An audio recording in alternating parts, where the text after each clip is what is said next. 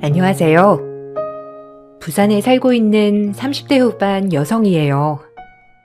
글을 써본 적이 없어서 제 이야기를 어디서부터 풀어나가야 할지 감이 안 서지만 그래도 제 이야기를 써볼까 해요. 결혼 전 저에게 정말 잘하겠다는 남편을 믿고 결혼을 했어요. 결혼하면 이리저리 신경 써야 될 것도 많고 혼자인 게 편했던 저였기에 결혼은 단 한 번도 꿈꿔보지 않았었거든요. 하지만 정말 후회하지 않게 해주겠다는 남편을 믿고 결혼을 결심했습니다. 저보다 연봉이 높은 것도 아니었고 외모가 훌륭한 것도 아니었지만 그저 저만을 바라보고 여태까지 저에게 다정다감했던 모습을 많이 보았기 때문에 이런 남자라면 결혼을 해도 될 것 같았거든요. 하지만 남편과 결혼을 하고 난 뒤 저에게 생각지도 못한 일들이 일어나면서 제가 생각했던 결혼 생활과는 거리가 생기게 되었어요. 그건 바로 남편이 저에게 결혼 전엔 말하지 않은 본인의 가족사를 얘기하면서부터였습니다. 그저 평범한 가정의 외동 아들인 줄 알았던 남편에게 이런 비밀이 있다는 것을 듣고 그 후로 모든 것이 달라지기 시작했고 제 결혼 생활은 행복하지 않았죠. 뭐? 그게 사실이야? 아니, 결혼 전에 미리 말을 했어야지. 왜 결혼하고 신혼여행 갔다 오고 나니까 말하는 거야? 이것도 엄연히 사기 결혼인 거 몰라? 마음만 먹으면 평생 속일 수도 있었겠네? 진짜 황당해서 지금 뭐라고 해야 할지 모르겠다. 별로 중요한 게 아니라고 생각했지. 사실을 안다고 해서 달라질 건 아무것도 없다고 생각했으니까. 그만 화 풀어라. 나도 이 얘기 쉽게 할 수는 없었어.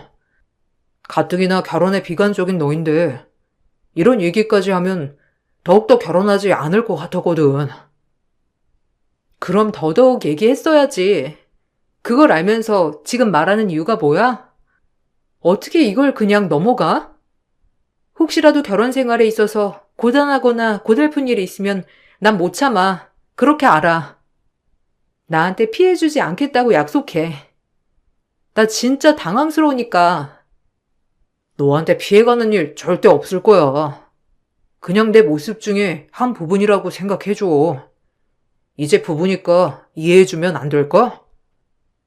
신혼여행을 다녀오고 나서 남편이 이실직고 고백을 하나 했는데 사실 본인에겐 어머니가 둘이나 있다는 거였어요. 키워준 어머니와 낳아준 어머니를 말하는 거였는데 지금 키워준 어머님은 아버님이 일찍 재혼을 해서 본인을 키워준 어머님이라고 했고 낳아준 어머님은 젊었을 때 바람이 나서 집을 나갔다고 했어요. 그리고 성인이 되어 연락이 닿았다고 했죠. 항상 낳아준 어머님이 궁금했던 남편은 아무리 바람이 났을지언정 본인의 친엄마라고 하니 모든 것을 용서한 것 같았습니다. 정 가뜩이나 시어머님이란 존재는 늘 어렵고 아무리 잘해주셔도 불편하기 마련인데 그런 시어머니가 둘이나 있다는 얘기를 듣게 되자 겪어보지도 않고 거부감이 들었어요. 남편은 지금과 달라질 게 없다며 저를 설득하였고 본인의 불우한 어린 시절 얘기를 하며 저에게 동정심을 유발했죠. 화도 났지만 남편을 사랑하는 마음도 있었던지라 조금은 안타까운 면도 있었어요. 키워준 엄마한테 고맙지 않은 건 아니지만 그래도 날 낳아준 엄마니까 정말 잘하고 싶어. 당신도 그리 알았으면 해. 뭐? 나보고 그럼 시어머니 두 분을 모시라는 거야? 그리고 이런 건 미리 얘기를 해야지. 이제 와서 얘기하면 어쩌라고. 그럼 내가 엄마가 두 명인데 어떡하라는 거야? 이것도 이해 못해? 너보고 시집살이를 하라는 것도 아니고 그냥 알고만 있으라는 건데 그걸 못 참으냔 말이야. 이제는 가족이고 부부니까 내 아픈 과거까지 털어놓은 건데 너 진짜 너무한다. 아픈 과거, 말이 쉽지. 일단 알겠어. 근데 진짜 당황스럽긴 하다. 자고 일어나니 시어머님이란 존재가 두 분이라니. 이제 가족이니까 허물없이 지내야지.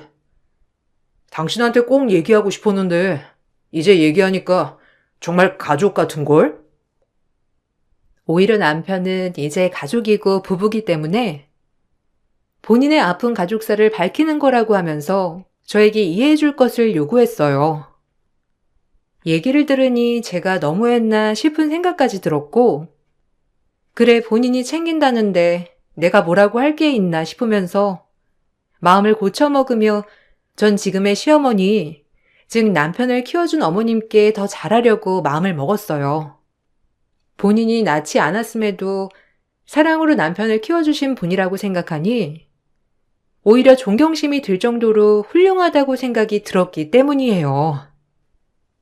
어머님, 남편한테 얘기 들었어요. 그렇게 사랑으로 키워주시기 쉽지 않았을 텐데 훌륭하게 키워주셔서 정말 감사합니다. 아유, 나도 우리 강수 키우면서 얼마나 행복했는데 내 자식 아니라고 생각한 적 없어. 그래서 별다른 말도 안 했던 거고. 그래도 그런 마음 먹기 어디 쉽나요? 제가 더 잘할게요, 어머님. 남편한테 얘기 들으니까 더 잘해야겠다고 생각이 드는걸요? 고마워, 예지야. 그렇게 말해줘서. 강수 내가 낳진 않았지만 내 아들 아니라고 생각한 적 없어. 그러니까 예지도 당연히 나의 영원한 며느리고 말이야. 우리 앞으로 잘 지내보자. 내가 시어머니로서 부족하거나 섭섭하게 하면 얘기해줘. 잘 지내야 하니까. 시어머니는 정말 고상하고 좋으신 분이었는데 전 그런 시어머니를 존경하게 되었고 남편이 결혼 전 아무런 언급도 안 했던 것이 화가 나긴 했지만 모든 걸 알고 나서는 허물없는 사람 어디 있으랴 하는 마음으로 덮기로 했습니다. 하지만 문제가 하나 발생했고 남편의 친모 시어머니가 찾아와 시댁 행세를 하기 시작했다는 거예요. 그냥 시어머니 노릇도 아니고 저에게 이래라 저래라 하며 시집살이를 시키려고 하는 모습을 보이셨고 그런 모습을 보게 되자 솔직히 잘해야겠다는 마음보단 거부감이 앞섰습니다. 예, 문 좀 열어라. 아, 왜 이렇게 인기척이 없어? 내 얘기를 들었으면 지가 알아서 지발로 찾아와야지. 거기 아무도 없어요? 어머, 누구세요? 여긴 어떻게... 그리고 이 저녁에 이렇게 문을 두들기면 어쩌자는 거세요? 잘못 찾아오신 거 아니세요?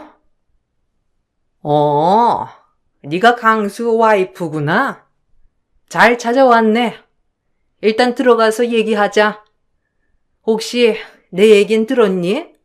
나 강수 친엄마야.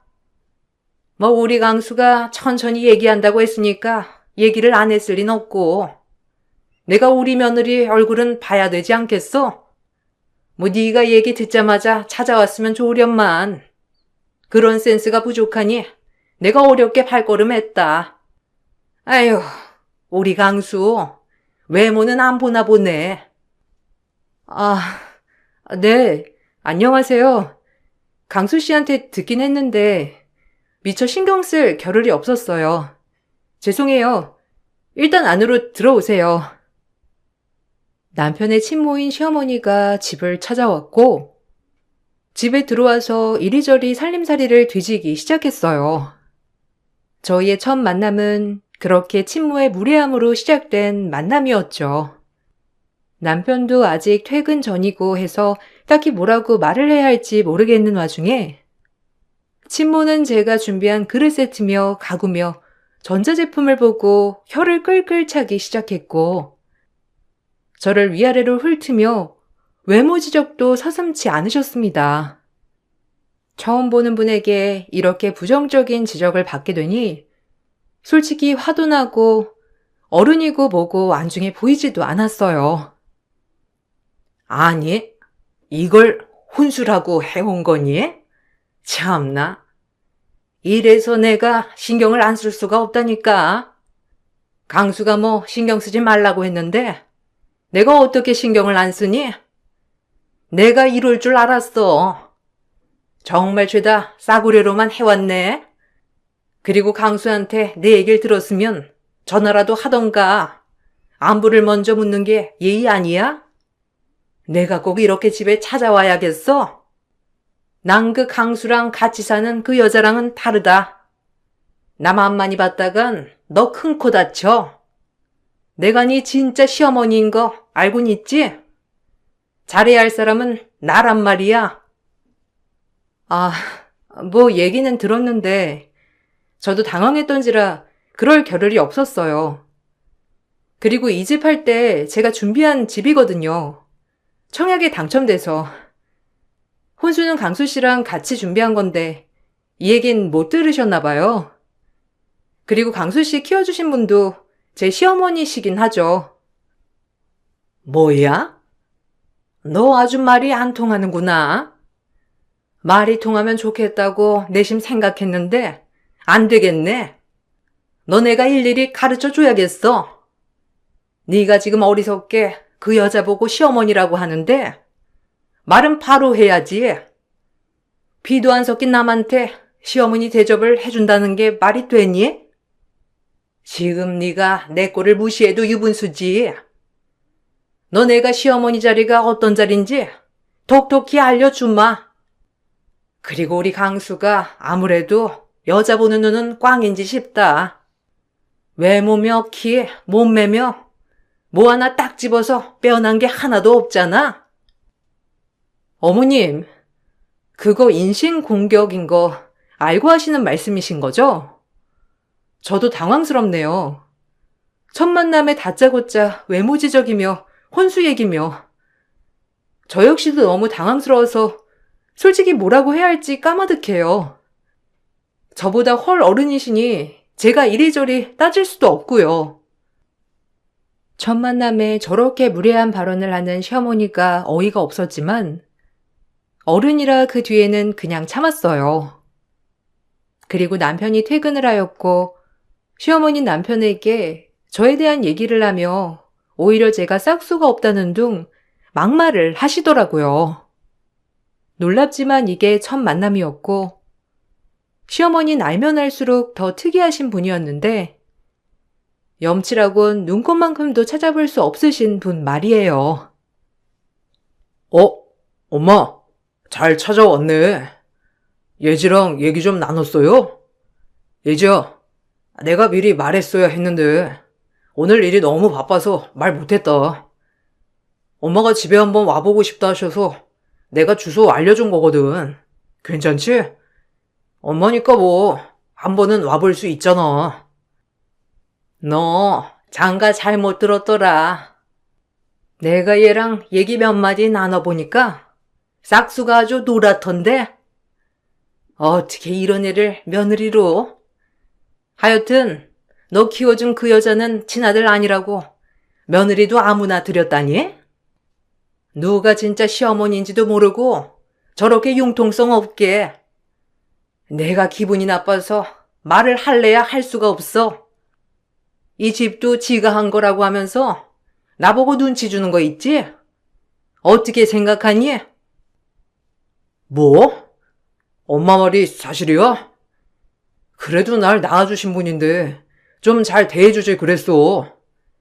너 진짜 너무한다. 그래도 우리 엄마인데. 됐다. 뭘 말을 해. 이미 저런 싹수인데. 에휴, 나가 죽어야지. 며느리한테 이런 대접받는 사람 나밖에 없을 거야 아마.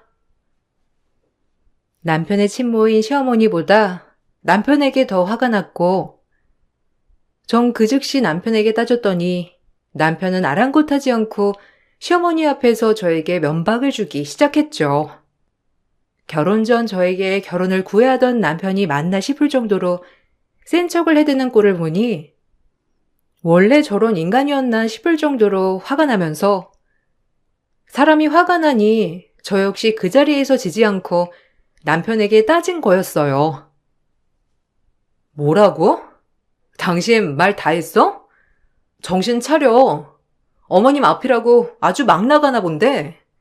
당신이 그러면 안 되지. 어떻게 그럴 수가 있어? 어머머, 얘 쌍심씨 켜는 것 좀 봐. 딱 보아하니 남편한테 바가지 긁을 쌍이네. 안 되겠다. 내가 종종 와서 우리 아들 기 좀 살려야지. 가뜩이나 친엄마 밑에서 크지 못해 눈칫밥 먹고 자라낸데 마누라까지 저리 뜨세니. 우리 아들이 기를 피겠어? 너 내가 지켜보마. 뭐라고요? 어머님, 저 진짜 당황스럽거든요. 사실 오늘 갑자기 찾아오신 것도 당황스러운데 얼굴이 어떻고 혼수가 저렇고 좀 아니지 않나요? 강수 씨 친어머니시라길래 저 역시 정말 잘해드리고 싶은데 솔직히 처음 뵙는데 좀 많이 당황스럽네요. 어른이라고 그렇게 막말하시는 거 아니에요. 강수 씨가 어디 가서 이런 대접 받는다고 생각해 보세요. 그래도 괜찮으시겠어요? 아주 혼자 고상을 떨어대는구나. 됐고, 일단 오늘은 얼굴 도장 찍었으니 종종 보자고. 다음번엔 제발 좋게 만나자. 이왕 며느리 된 거 어쩌겠니? 내가 일일이 가르치면서 사람을 고쳐놔야지. 넌 내가 시어머니인 게 아주 다행인 줄 알아. 남편의 친모는 그렇게 제 속을 뒤집어 놓고 집을 나섰고, 시어머니가 집을 나서자 남편은 언제 그랬냐는 듯이 저에게 싹싹 빼면서 한 번만 봐달라고 했어요. 남편의 이중적인 모습에 말을 잃게 되었지만 오죽하면 저럴까 하는 마음이 들면서 또 한편으론 짠한 마음이 들었어요. 그때까진 남편을 사랑했기 때문에 아무래도 짠한 마음이 들었던 것 같아요. 미안해. 엄마가 좀 살아온 방식이 거치셔서 그래. 좋은 분이니까 그러려니 하면 안 될까? 내가 오늘 일은 사과할게. 그래도 엄마 앞인데 내가 자기 편만 들면 엄마가 뭐라고 생각하겠어. 그러니까 한 번만 눈 감아주라. 내가 다른 때는 잘하잖아. 그때 잘하면 뭐해. 오늘 진짜 실망했어. 당신 어머님도 말도 없이 찾아오셔서 들어오자마자 살림살이 뒤지기 시작하고 이게 말이 되는 거야? 아무튼 오늘 같은 일 없게 해줘. 당신 마음이 어떤지 잘 알겠는데 지금 이렇게 받아들이는 나도 당황스러우니까. 당연하지. 다신 이런 일 없도록 할게. 그러니까 노여움 풀어. 엄마도 아마 그냥 내 결혼 생활 보고 싶으셔서 그런 걸 거야. 아무래도 나 결혼할 때 아무것도 못 해주시고 결혼식도 못 와보셨으니 얼마나 당신이 궁금했겠어. 하나밖에 없는 아들인데. 그렇게 그날 일은 지나갔고 순간순간 그날을 생각하면 화도 났지만 그저 남편이 안쓰럽다고 여기며 잊기로 다짐하였죠. 하지만 그 일이 있고 나서도 남편의 친모인 시어머니는 제 번호를 어떻게 하셨는지 시도 때도 없이 전화를 하시고 저를 불러내셨어요. 막상 전화가 오셨는데 안 나갈 수도 없어 전 울며 겨자 먹기로 친시어머님을 만나러 나가게 되었죠. 왔니? 여기 계산 좀 해라. 내가 오늘 카드를 안 들고 와서 이거 무스탕이랑 바지거든? 네가 계산하면 돼. 네? 제가요? 아니 왜 제가... 그리고 카드를 안 들고 오셨으면 계좌이체나 나중에 사시면 될 것을 가지고 왜... 너 결혼할 때 나한테 예단했니? 내가 우리 강수 낳아준 친엄마인데 나한테 뭐랬어? 이런 거 예단이라고 생각하면서 하면 되는 걸 가지고 꼬치꼬치 따질래? 내가 아들 하나 있는 거 며느리한테 이런 대접 받아야겠냐고. 됐으니까 얼른 계산해. 제가 뭐라고 하기도 전에 시어머니는 이 말씀만을 하고 가게를 나가버리셨고 결국 제가 계산해야 했습니다. 어이도 없고 화도 났는데 이렇게 막무가내의 모습을 보니까 솔직히 시어머니라고 더욱더 인정하고 싶지 않기도 했고요. 그렇게 제가 당황해할 무렵 남편을 키워준 시어머니께서 전화가 왔는데 늘 그렇듯 맛있는 것을 해준다며 저녁을 먹고 가라는 전화였어요. 예지야. 오늘 저녁에 집에 올 수 있니? 내가 고추 잡채를 했는데 네가 이거 좋아하잖아. 같이 먹고 싶은데 어때? 아, 네, 어머님. 오늘 저녁에 갈 수 있어요. 그럼 이따 제가 좀 일찍 가서 거들어 드릴게요. 네, 들어가세요. 제가 시어머니와 전화를 끊자 친모 시어머니께서는 대번에 저에게 화를 내시며 시어머니를 경계하듯 말씀하셨어요. 아무리 제가 그 시어머니에게 잘해도 남이라며 본인에게 잘하라고 귀에 닦지 않도록 잔소리를 하시며 말이죠. 정말 고달팠고 내가 왜 두 시어머니 사이에서 이러지도 저러지도 못하고 있나 싶기도 하면서 남편이 원망스럽기까지 했거든요. 강수 키워준 사람? 지가 시어머니 행세하고 앉아있네. 내 배 아파서 낳은 아들인데 어디 우리 아들을 뺏어가려고 해? 기막혀. 너 행동 똑바로 해라. 내가 강수랑 핏줄을 나눈 사람이야. 내가 네 찐 시어머니라고. 그러니까 엄한데 괜히 힘 빼지 말고 나한테나 잘해. 나중에 괜히 낙동강 오리알 될 옆에 애한테 뭘 그리 공을 들이니? 그 여잔 우리 강수랑 완전 남이야. 그래도 강수 씨 어렸을 때부터 키워주신 분인데 말씀을 그렇게 하시면 안 되죠. 전 어머님이 존경스러운걸요. 피도 안 섞인 강수 씨 이렇게 훌륭하게 키워주셨으니 얼마나 대단하신 분이세요. 더 잘해드리고 싶어요. 그러니까 그런 말씀 마세요. 역시 넌 나랑 결이 안 맞는구나. 그렇게 허독독이처럼 해봐 어디에. 나중에 너도 어떻게 되는지. 아유, 재수없어. 나 간다. 제가 시어머니를 존경한다고 하자 친모 시어머니는 기분이 나빴는지 자리에서 일어났고 제가 사드린 무수탕과 바지를 꼭 손에 쥔 채 나가시면서 말이죠. 솔직히 남편의 친모만 아니면 정말이지 말도 섞고 싶지 않은 사람이었습니다. 그렇게 남편은 저에게 시집살이는 절대 하지 않을 것이라고 달라지지 않을 것이라고 했지만 전 누가 봐도 양가 시어머니를 모시는 사람이 돼버린 거예요. 날이 가면 갈수록 남편의 친모 시어머니 때문에 스트레스를 받고 있던 그때 시아버지가 급작스런 심근경색으로 돌아가시게 되었어요. 갑자기 아버님을 여인 슬픔으로 남편은 매우 슬퍼했고 저 역시도 혼자 계실 키워준 시어머니를 보게 되니 마음이 참 아파왔죠. 시아버지가 돌아가시자 친모 시어머니는 장례식장에 와서 무례하게 지금 계신 시어머니를 무시한 채 본인이 부인 노릇을 하였어요.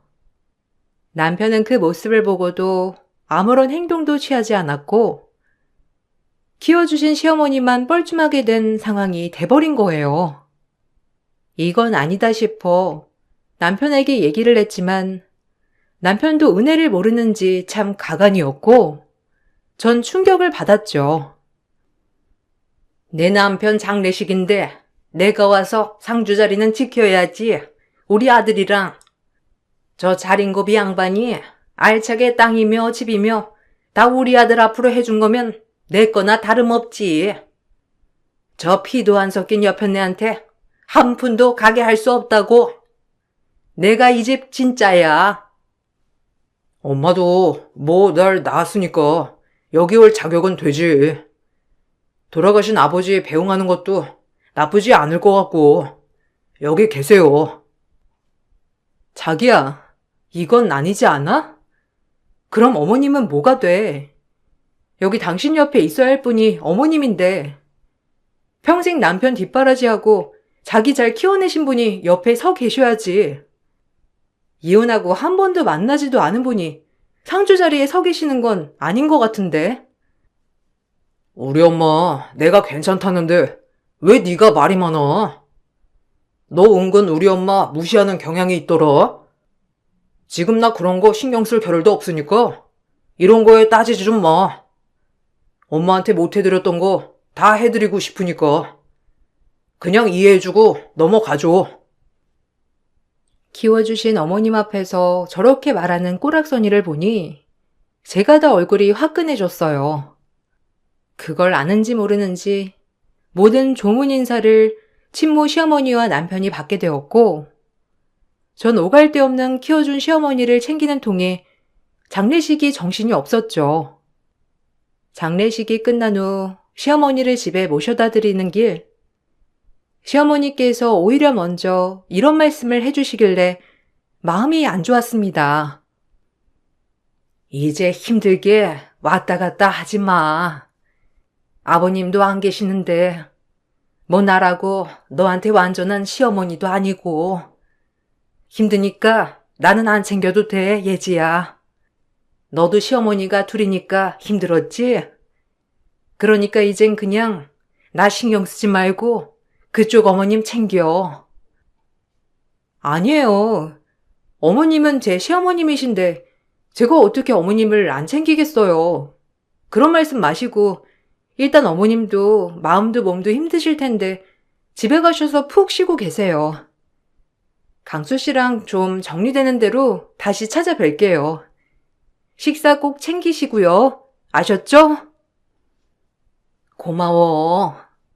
마음이 너무 힘든데 네가 그렇게 말해주니 한결 위로받는 느낌이야. 나도 살아서 뭐하나 싶었는데.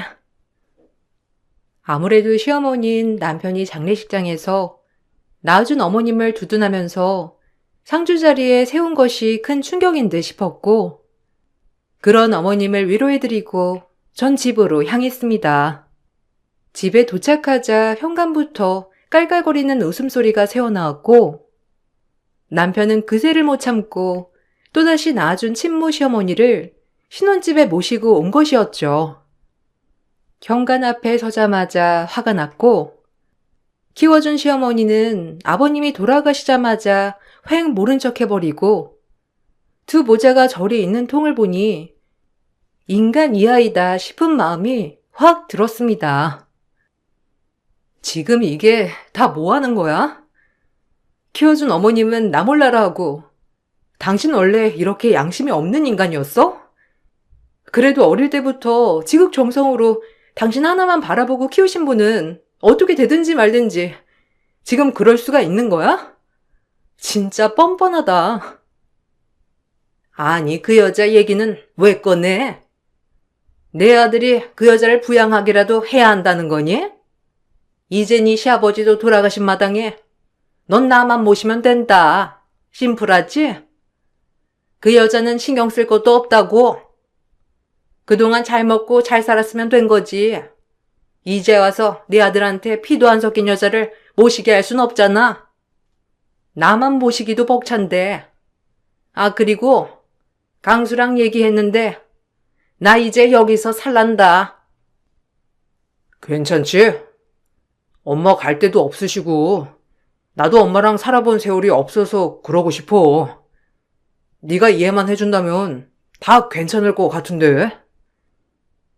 키워준 어머님을 홀대하는 것도 모자라 신혼집의 멋대로 친모 시어머니를 눌러앉힌 남편이 진짜 뻔뻔하다고 생각했어요. 그리고 그걸 당연하게 생각하는 시어머니 또한 그 핏줄이라고 생각이 들었고 제가 황당하다는 표정을 지으며 거절하자 남편의 입에서 경악스러운 말이 나오기 시작했어요. 내가 알던 남편이 맞나 싶을 정도로 친모 시어머니에게 조종당하는 것 같았죠. 말이 된다고 생각해? 난 그럴 수 없을 것 같은데. 죄송하지만 어머님 못 모시겠어요. 강수 씨가 효도하는 거는 제가 뭐라고 하진 않을 거지만 저한테까지 너무 그렇게 바라지 마세요. 강수 씨도 이 부분은 이해해줬으면 좋겠어. 나 어머님 못 모셔. 어머, 이게? 내가 네 시어머니인데 감히 내 앞에서 날 못 모신다고 해? 네가 그렇게 잘났냐? 인물이 있기래? 뭐가 있기래?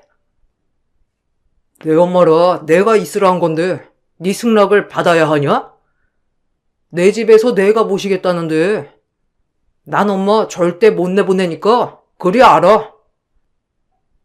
남편과 말이 통하지 않다고 느꼈고 그럼 같이 살 수 없다고 판단을 하여서 남편의 말이 떨어지기 무섭게 즉시 쫓아버렸네요. 어차피 제 돈으로 산 제 아파트였고 저 역시도 이렇게 당하고만 있을 수 없다고 판단이 섰거든요. 내 집이라서 나가라는데 니들 승낙을 받냐? 이혼해. 어머님뿐만 아니라 당신도 이 집에서 당장 나가. 뭐? 이혼? 너 지금 이혼이라고 했어? 우리 아버지 재산이 탐이 나지도 않는 거야? 그래, 나도 아쉬울 거 없다 이거야. 아버님 재산 때문에 지금 이렇게 기세등등해졌구나. 그래, 네가 이런 놈이지. 그 애미의 그 아들이라고. 어쩜 오랜만에 만난 모자지간이 핏줄이라 그런지 성격까지 똑같을 줄이야. 알겠어. 깨끗하게 이혼해. 네 재산 관심도 없으니까 내 집에서 나가. 아유, 그래. 우리 아들이면 세장가 충분히 가지. 재산도 있겠다. 인물도 뛰어나겠다. 후회하지 말아라 아주. 싹부터 글러먹은 것 같으니라고. 진작 이혼했어야 돼. 예, 나가자 나가. 이 집에 더러워서 안 있는다. 퇴! 다음번엔 마음에 드는 며느리로 맞아들여야지. 어쩜 이리 초전부터 마음에 안 드는 거 투성인지. 강수야, 아쉬울 거 없다. 당장 나가도 우린 부자야. 시어머니와 남편은 그 길로 짐을 싸서 나갔고 참 허탈했어요. 하지만 반전이 있었죠. 아버님이 돌아가시면서 혹시나 이런 사태를 예견하고 모든 재산 명의를 남편을 키워준 어머님 명의로 해주신 거예요. 고작 남편에게 떨어진 건 충청도 한 귀탱이에 있는 땅 조금이었습니다. 아예 변호사의 자문을 구해 공증까지 다 받아놓은 터라 남편에겐 아무것도 손에 쥐어지지 않았어요. 이럴 순 없는 법이지. 어떻게 아들한테 한 푼도 안 주고 저 여자한테 다 상속할 수가 있어? 여자에 미쳐도 단단히 도른겠지, 니네 아버지가. 당장 소송을 걸어서라도 다 뺏어와야지. 저 여자가 한 일이 뭐가 있다고 이 모든 걸 손에 얻어? 아, 그러게나 말이에요. 우리 아버지 재산인데 내가 어떻게든 가져와야죠. 이게 말이 되나? 이럴 줄 알았으면 이혼도 안 한다고 했지. 당장에 우리 둘이 갈 데도 없는데 그 집이라도 눌러 앉아있을걸. 다 엄마 때문이잖아요. 어떻게 할 거예요?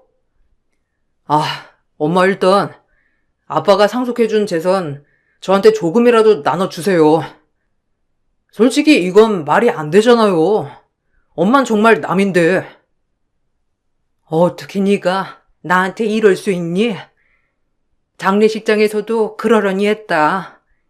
네 아빠 돌아가시고 너도 경황이 없으니 그럴 거라고. 그리고 핏줄이니까 그럴 수 있겠다고 널 최대한 이해하려고 했어. 그런데 지금 나보고 완전 남이라고? 아, 내 인생이 송두리째 부정당하는 것 같구나. 내가 널 어떻게 키웠는데 고작 이 여자 하나 때문에 엄마한테 이러는 거야? 그래, 엄마도 이제 너 안 보련다. 이 여자 말하는 거 웃기네. 당신이 완전 남인데 뭐 내 아들한테 안 본다 마다야? 그리고 너, 네 아버지가 재산을 그 여자한테 다 줄 알았냐? 일단 그 재산 가져오기 전에 우리 오갈 데도 없으니까 예지한테 빨리 연락해서 싹싹 빌어라. 잠은 자야 할 거 아니야. 내가 진짜 이럴 줄 몰랐네.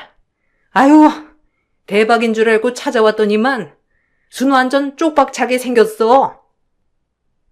이 모든 이야기를 남편을 키워준 어머님을 통해서 얘기를 전해 듣게 되었고, 얼마 지나지 않아 두 모자가 집에 찾아와 저에게 싹싹 빌더라고요.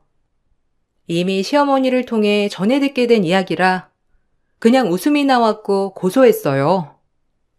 시어머니는 남편에게 이미 많은 실망을 하여 다신 보고 싶지 않다고 저에게 얘기를 했어요.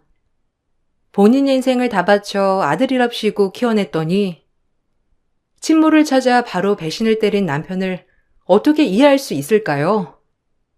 옆에서 보는 저도 정말 화가 날 지경인데 말이에요.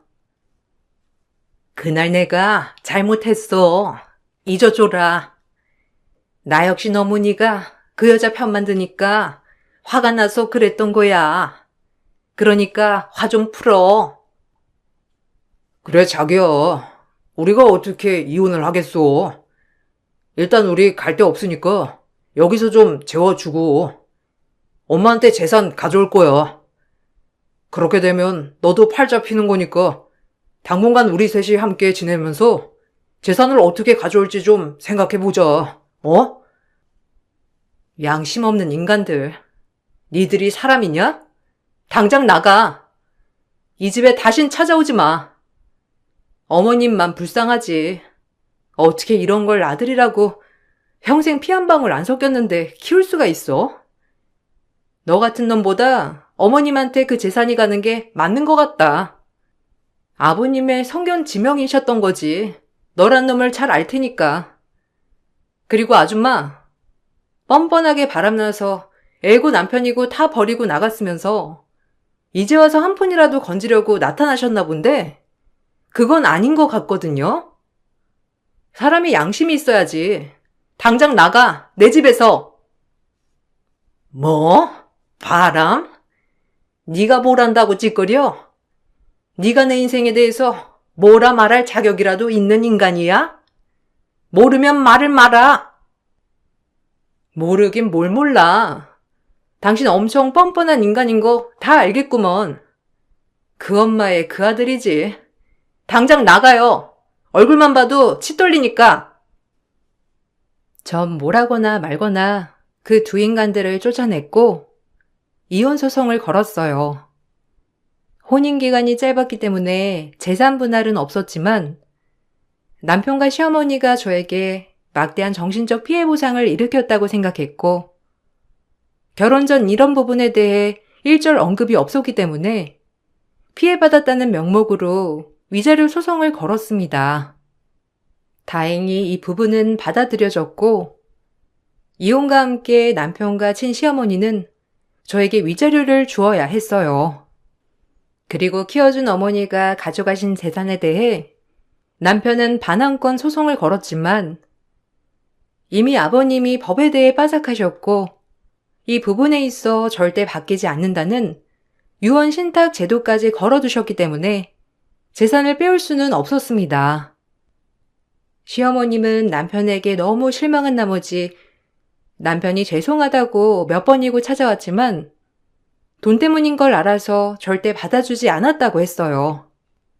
그리고 친모 시어머니는 남편에게 빼먹을 게 없다고 생각하자 역시나 예전에 그랬던 것처럼 아들을 버리고 어디론가 떠났다고 했어요.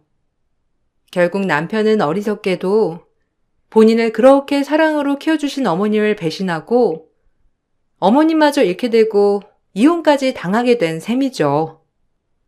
지금은 시간이 지났지만 가끔 전 시어머님을 만나 이런저런 사는 얘기를 하고 지낸답니다. 전 시어머님은 워낙 좋으신 분이었기에 주변에 친구들도 많아 그래도 지금은 웃음을 되찾으신 것 같아 좋아 보이셨어요. 저 역시 마찬가지로 남편의 윗바닥을 봤기 때문에 전혀 미련이 생기진 않고 이렇게 웃으며 글을 쓸 정도까지 되었답니다. 여러분들도 본인에게 희생하고 진정 아껴줬던 사람들을 배신하지 마세요. 더 큰 후회가 몰려올 거랍니다. 그럼 글을 마칠게요. 제 글을 읽어주신 여러분들 감사합니다. 안녕하세요. 저는 40대 초반에 접어든 남자입니다. 제가 여기에 사연을 신청한 이유는 함께한 세월이 오래되진 않았지만 가족이라는 단어 하나 때문에 서로 믿고 의지하면서 살아왔었는데 충격적인 사건이 온 집안을 한순간에 무너뜨리게 되는 일을 겪게 되었고 이 문제를 앞으로 어떻게 처리를 해야 할지 가족 모두가 많은 고민에 빠져 있는 상태라 이렇게 글을 작성하게 되었어요. 가족이라는 의미는 각자 다르게 해석이 될 수 있겠지만 저 같은 경우 힘들고 고통스러운 인생 여정을 가장 진실한 마음으로 끝까지 함께 해줄 사람들을 가족이라고 생각하며 지금까지 살아왔었습니다.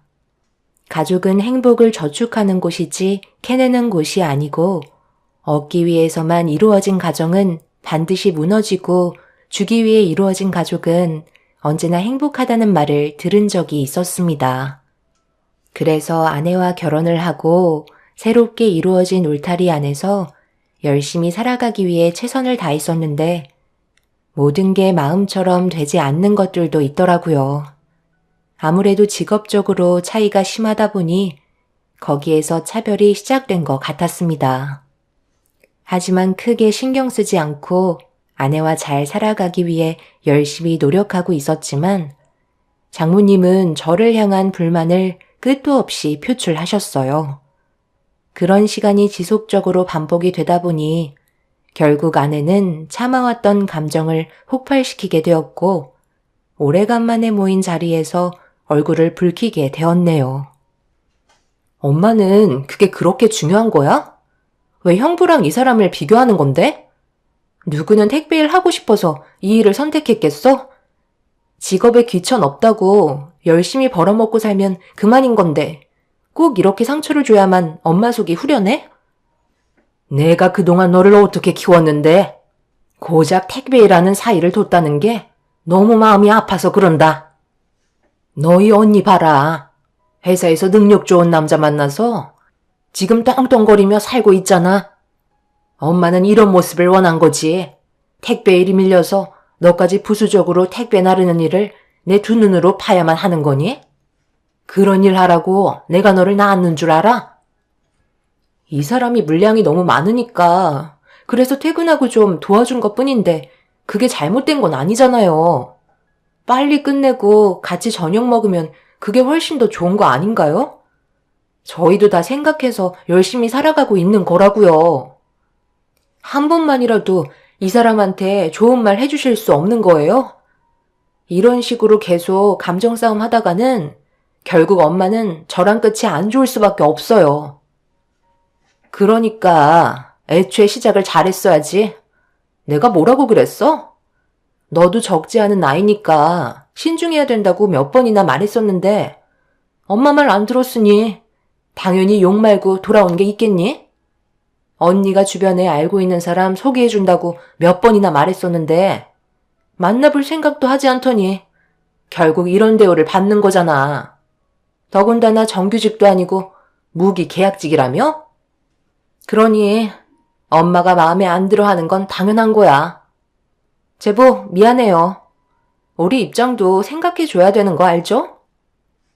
네, 그렇죠. 이해합니다. 제가 배운 것도 없고 할 줄 아는 게 택배일밖에 없어서 지금까지 땀 흘리며 열심히 일해왔지만 많이 부족한 거 알고 있습니다.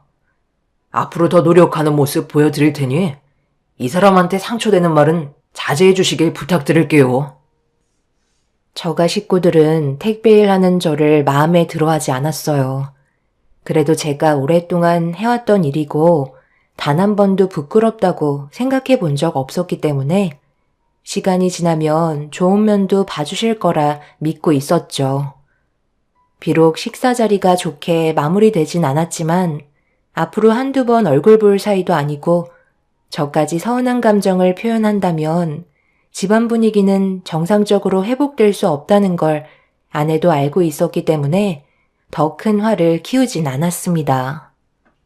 그날 좋은 자리를 만들 수는 없었지만 그래도 계속해서 얼굴 도장 찍은 걸로 만족했고 화를 가라앉히지 못하던 아내는 집으로 돌아와서도 스트레스를 많이 받았는지 쉽게 잠을 청하지 못하고 있었어요. 솔직히 그날 처음으로 택배 일을 하던 제 자신이 너무 한심스러웠습니다.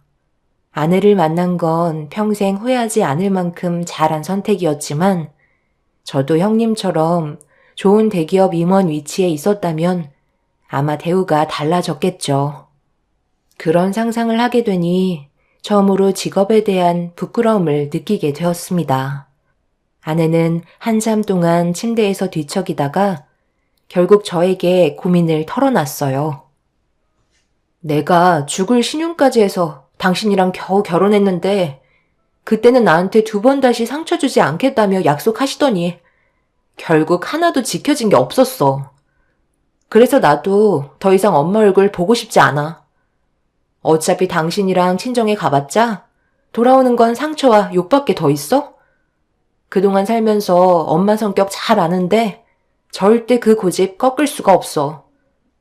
그냥 우리만 신경 쓰는 게 좋겠어. 그렇게 되면 내가 당신한테 입김 넣었다고 생각하실 거 아니야.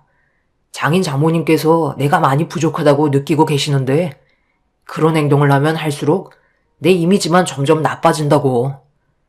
오늘 당신이 받은 상처 나도 잘 알고 있어. 하지만 결혼을 했으면 당연히 장인 장모님을 챙겨야 하는 건 변함없는 거야.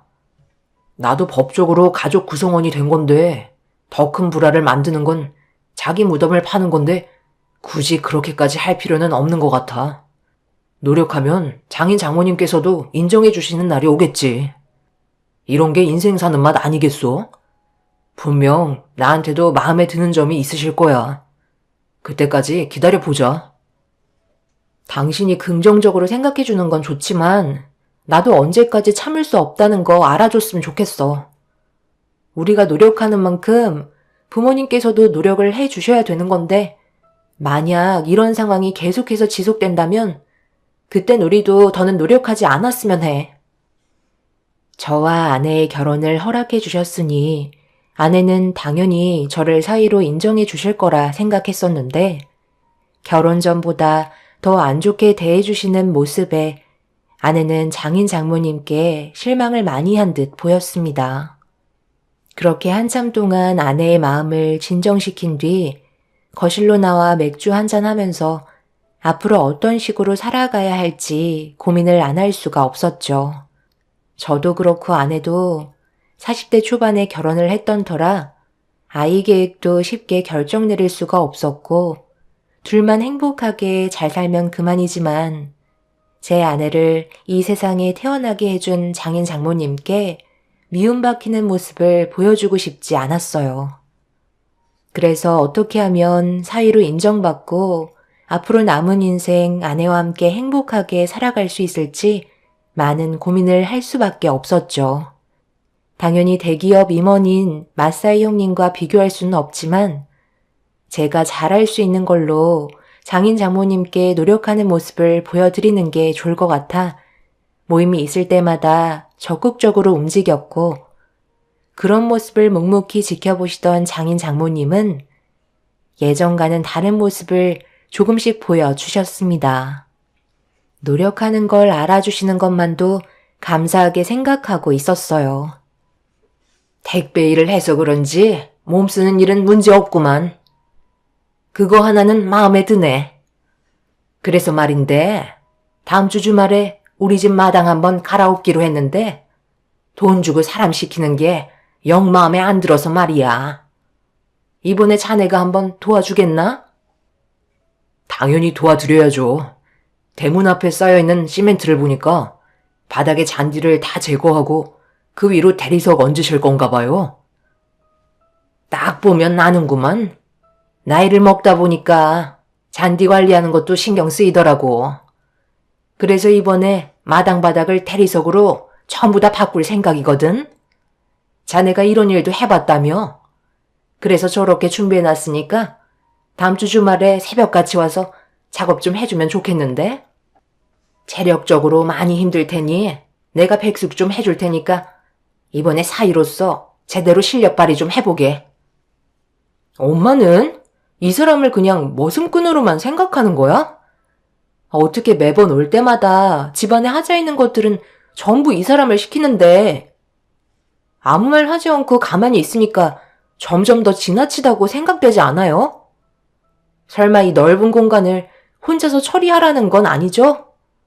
형부도 다음 주에 별일 없을 텐데 같이 좀 도와주면 좋을 것 같은데요? 설마 싫다고는 안 하시겠죠?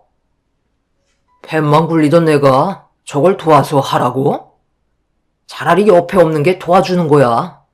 쓸데없는 말로 분위기 조성하려 하지 말고 밥이나 먹지 그래. 각자 잘할 수 있는 분야가 다른 거야.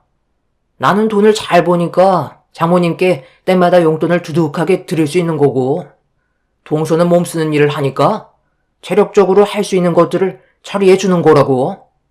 머리가 나쁘면 몸이 고생한다는 말 몰라? 뭐라고요? 지금 말 다 했어요?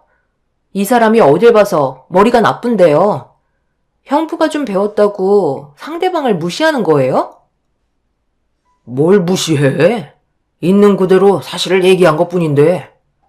동서, 내 말이 틀렸어? 머리가 안 되니까 지금 택배일 하고 있는 거잖아. 형님, 그래도 이 사람 옆에 있는데 저한테 그런 말 하시는 건 솔직히 기분이 좋은 건 아니네요. 사과해 주셨으면 좋겠는데요. 무슨 사과야? 그냥 대충 알아먹으면 되는 거지. 또 시작인 건가? 서로 얼굴 보니까 막 헐뜯고 싶은 욕구가 생겨? 괜히 또 일 크게 만들지 말고 오늘은 조용히 넘어가도록 하게. 내 나이 먹고 사이들 싸우는 거나 보고 있어야겠어? 장모님은 제 편이 아닌 형님 편을 들어주셨지만 충분히 짐작하고 있었어요. 형님은 처가에 올 때마다 장인 장모님께 주머니가 두둑해질 정도로 용돈을 챙겨 드렸습니다.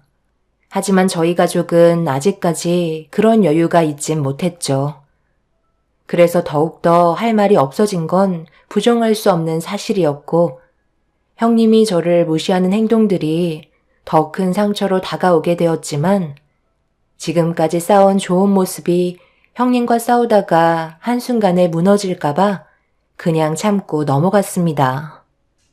감정이 안 좋아진 상태에서 표정 관리가 되지 않자 자리를 피하려는데 형님은 그동안 안 보여줬던 모습을 보여주었네요.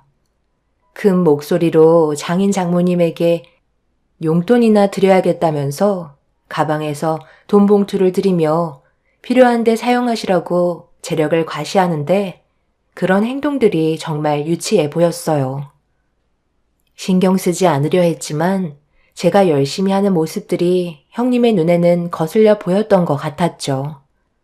그렇게 돌아온 주말에 결국 아내와 단둘이 다시 처가로 바닥 공사를 진행하려 하는데 형님네가 오더니 마당을 쓱 한번 훑어보곤 집으로 들어가 나오지 않았습니다.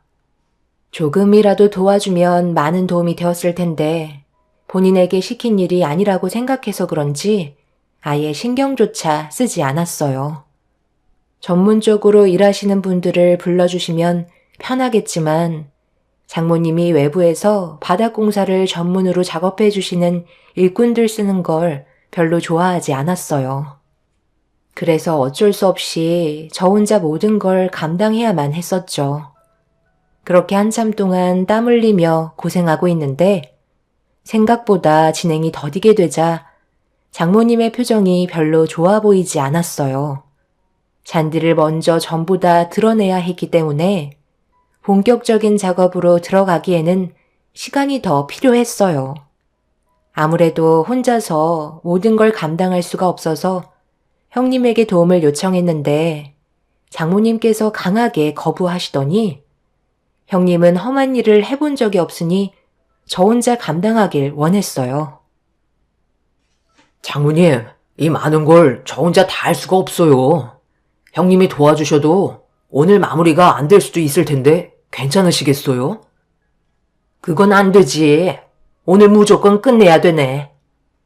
내가 너저분해진 걸 계속 보고 있으라고? 지난주에는 그렇게 다 할 것 같다며.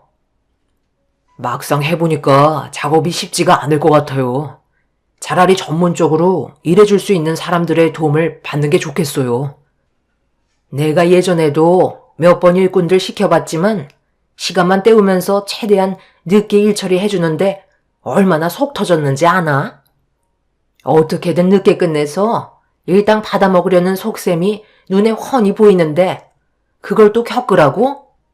그냥 자네 혼자 후딱 끝내게. 엄마, 잔디부터 전부 다 드러내야 하는데 그럼 이거라도 형부한테 도와달라고 얘기 좀 해보세요. 이럴 때 사이 도움받을 수 있는 건데 그걸 왜 눈치 보는 거예요? 이 사람은 막 부려먹어도 되고 형부는 매번 용돈 주니까 괜히 감정 상하게 했다가 돈줄 끊기게 될까봐 불안하세요? 어떻게 매번 몸쓰는 일만 이 사람 시키는 건데요? 홍서방이 그래도 이론적으로 일을 잘하니까 믿음이 가서 그런 거지. 뭘 그거 가지고 화를 내는 거야? 그래서 하기 싫다는 건가? 지난주에는 할 수 있겠다고 자신만만해 하더니 이제 와서 딴소리야? 됐네. 필요 없으니까 이제 그만하게. 어님, 잠시 드릴 말씀이 있는데 잠시 저와 대화 좀 하실까요? 곰곰이 생각해봤는데요. 아무래도 동서 혼자 힘들 것 같네요. 제가 얘기할 때는 한마디도 들으려 하지 않던 장모님이 형님이 하는 말을 무조건 따르더니 결국 바닥 공사를 해줄 수 있는 일꾼들에게 도움을 받았고 제가 그동안 노력했던 건 한순간에 무너지고 말았습니다. 장모님은 저에게 능력 부족이라며 일꾼들 방해하지 말고 공사하는 데서 나오라고 화를 내셨습니다. 저는 장모님의 행동을 이해할 수가 없었어요. 제가 얘기할 때는 조금도 들어주려 하지 않았으면서 형님의 한마디에 무조건 신뢰하는 장모님의 모습이 너무 서운하게 다가왔습니다. 결국 저는 아무런 도움도 드리지 못한 채 현장에서 멍하니 서 있는데 저 옆으로 형님이 다가오더니 한마디 하더라고요. 기본적으로 배운 사람들이 얘기하는 걸 더 신뢰하기 때문에 제가 얘기하는 걸 장모는 불안해한 것뿐이라며 확실하게 끝낼 수 있는 전문 일꾼으로 돈을 썼으니 그만 집으로 돌아가라는 말을 아무렇지도 않게 꺼내더군요.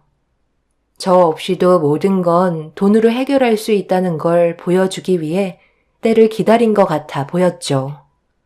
삽 하나로 애를 먹던 저와 다르게 전문 장비로 많은 사람들이 달라붙어 일을 하니 순식간에 일처리가 진행이 되었고 장모님은 맞사이가 알아본 업체라서 그런지 믿음이 간다고 흡족해 하셨습니다. 그날 저는 아무것도 하지 못한 능력 없는 사이로 장모님의 눈에 인식이 되고 말았어요. 그리고 형님은 장모님께 좋은 모습을 보여드릴 수 있었죠. 기운이 빠져버린 저를 본 아내가 위로를 해주었지만 한번 상해버린 기분은 쉽게 회복이 되지 않았습니다. 그렇게 저녁이 되고 일꾼들이 모든 작업을 끝낸 뒤 형님은 그에 따른 금액을 지불하고 집으로 들어갔어요. 그래서 저희 부부도 그 뒤를 따라 들어갔죠. 장모님은 형님에게 고생 많았다며 백숙을 떡하니 내어주셨습니다. 엄마, 우리는 왜 백숙 안 줘요? 이제는 먹는 걸로 차별하는 거예요? 이 사람 아침부터 고생한 거 알잖아요. 아침부터 일찍 와서 혼자 삽질한 거 나도 알지. 그런데 결국 외부 도움 받았잖니? 말로는 혼자서 다 할 것처럼 얘기하더니 결국 아무것도 하지 못하고 빗자루질만 했잖아? 큰 사이 아니었으면 오늘 일이 끝났겠어? 이래서 사람은 머리를 써야 되는 거야. 이 사람이 먼저 전문적인 사람들한테 도움받자고 했는데 전혀 들어주려 하지 않았잖아. 애초부터 엄마가 말도 안 되는 조건을 내미셨으면서 어떻게 형부한테만 백숙을 내어줄 수 있어요? 모두가 함께 고생한 거 몰라요? 먹고 싶으면 너희들이 알아서 퍼먹으면 되잖니? 손이 없는 것도 아닌데 내가 퍼주길 바라는 거야? 시간도 늦었으니까 대충 먹고 빨리 들어가라. 함께 모여 있어봤자 좋은 말도 나오지 않는 것 같은데 식사 자리에서 얼굴 붉히고 싶지 않다. 지금 이걸 저희 보고 먹으라는 거예요? 거지도 이런 건 안 먹겠어요. 닭은 하나도 없고 바닥밖에 안 보이는데 뭘 먹으라는 거예요? 엄마 정말 유치하게 왜 그래요? 처음부터 이 사람이 마음에 들지 않았던 것 뿐이잖아요. 벗어 나눠주다 보니까 그렇게 된 걸 어쩌겠니? 뭐라도 먹고 가고 싶으면 라면 몇 개 있으니까 그거라도 끓여 먹던지. 장모님이 라면이나 먹고 가라는 한마디에 너무 서운했던 저는 더 이상 아무 말도 하지 않은 채 처가댁에서 나와 버렸어요. 그동안 노력했던 건 아무 소용이 없다는 걸 알게 되었죠. 아내는 2번 다시 얼굴 볼 일 없을 거라며 인연 끊겠다는 말을 하고 집 밖으로 뛰쳐나왔지만 처가 식구들은 눈 하나 깜빡하지 않았습니다. 저도 장모님의 행동에 너무 상처를 크게 받아 2번 다시 얼굴을 보고 싶지 않았어요. 그리고 그날 이후 아내와 저는 처가 식구들에게 연락조차 하지 않았고 저희 부부의 삶에 집중하면서 시간을 보냈습니다. 모든 걸 내려놓게 되니 마음이 편해졌고 차라리 이렇게 사는 게 스트레스 안 받고 행복하게 살아갈 수 있는 길인 것 같아 아예 연락 자체를 하지 않았습니다. 그렇게 1년의 반이 지나가는 동안 처가 식구들에게도 연락이 오지 않았는데 바쁘게 택배 일을 하던 어느 날 장모님한테 전화가 왔습니다. 받지 않으려 했지만 쉬지 않고 계속 전화를 하시는 바람에 어쩔 수 없이 전화를 받게 되었었죠. 장모님은 저에게 한마디 하셨어요. 그동안 연락 한 통 없이 지내니까 기분이 좋던가? 어떻게 일을 이런 식으로 끌고 갈 수가 있는 거야? 가족이란 게 뭔가? 아무리 큰 잘못을 했어도 시간이 지나면 용서해 주는 게 가족 아니겠어? 저번 일은 나도 어느 정도 잘못한 것 같아서 계속 신경이 쓰이긴 했는데 어떤 식으로 접근을 해야 할지 몰라 그동안 연락을 못하고 있었네. 그런데 이번에 우리 집에서 모두가 모이기로 했거든? 그냥 간단하게 한 끼 먹기로 했으니까 자네도 미정이랑 내려오게. 이것저것 해야 할 일들이 몇 가지 있으니까 새벽에 일찍 와야 되네. 내가 먼저 손을 내밀었으니 꼭 와줄 거라 믿고 있겠네. 홍서방이 내 딸 설득해서 같이 와주길 바라네. 서로 안 좋았던 감정 좋게 풀고 다시 좋은 관계 유지해 나가면 좋지 않겠나? 장모님은 무슨 생각이신지 저에게 먼저 전화를 하셔서는 관계 회복을 하고 싶다며 손을 내미셨습니다. 이런 적이 처음이라 많이 당황스럽기도 했었고 장모님 입에서 홍서방이라는 말을 꺼내시면서 좋게 풀고 싶다는 말에 어느 정도 시간이 지나서 그런지 고민을 하게 되더라고요. 그래서 퇴근하고 아내에게 장모님과 통화했던 내용에 대해 알려주면서 어떻게 하면 좋을지 의논을 하기 시작했고 아내도 장모님이 먼저 손을 내밀었던 건 처음이라 어느 정도 마음이 풀린 듯 보였습니다. 저희는 결국 장모님의 말대로 서로 안 좋았던 감정을 풀기 위해 꼭두 새벽부터 처가로 향하게 되었어요. 그렇게 저희가 도착을 하자마자 장모님은 기다렸다는 듯이 저희에게 선물이라며 무언가를 하나씩 건네줬어요. 건네받은 물건을 자세히 보니 고무장갑이길래 당황한 아내는 고무장갑을 왜 줬는지 물어보자 저희를 뒷마당으로 데리고 가셨습니다. 그리고 눈앞에 펼쳐진 광경은 충격적이었고 아무 말도 나오지 않았네요. 장모님이 저희를 부른 건 다름 아닌 김장 때문에 일손이 모자랄까봐 일 시켜 먹으려고 부른 거였습니다. 아내는 고무장갑을 바닥으로 던지면서 저에게 집으로 돌아가자며 화를 냈어요. 그러자 장모님께서 형님 내외도 지금 거의 다 오고 있을 거라며 함께 김장하면서 안 좋았던 감정 풀 수 있을 것 같아 모임을 계획한 거라고 저희를 붙잡으셨죠. 이미 배추는 절여진 상태였기 때문에 속재료만 만들어서 채우기만 하면 되는 거라 크게 어려운 건 없었어요. 형님 내외와 함께 만들면 금방 끝날 것 같았습니다. 아내도 형님 내외가 저희와 안 좋았던 감정 풀고 싶어서 서둘러 오고 있다는 말에 어쩔 수 없이 장모님 일손을 돕게 되었습니다. 그렇게 꼭두 새벽부터 장모님의 지시대로 바삐 움직이고 있는데 시간이 지나도 형님 내외가 오지 않고 있더라고요. 그래서 아내가 언제 오냐며 장모님께 물어보자 중간에 통화를 하셨는지 오는 도중 차가 멈춰서 잠깐 카센터에 들렸다고 시간이 걸린다는 말에 일단 저희는 묵묵히 김장을 담그게 되었죠. 결국 한참의 시간이 지나고 늦은 오후가 되어서야 김장을 끝낼 수 있게 되었고 전부 다 통에 담아둔 뒤 저녁 준비를 하는 사이 그제서야 형님 내외가 처가에 도착을 했습니다. 차에서 내리자마자 저희 부부에게 달려와 미안하다며 차가 고장이 나서 어쩔 수 없었다고 난감한 표정을 보이는데 눈으로 확인할 수가 없으니 믿을 수밖에 없었어요. 그런데 장모님이 마당 한편에 쌓아둔 김치통을 형님 차에 실으라며 지시를 하길래 얼마나 실으면 되냐고 여쭤본 순간 저희 부부는 기분이 상하고 말았습니다. 장모님이 드실 김장김치는 이미 김치 냉장고에 전부 다 들어간 상태인데 나머지 김장김치를 전부 다 형님 차에 실으라는 말을 하셨어요.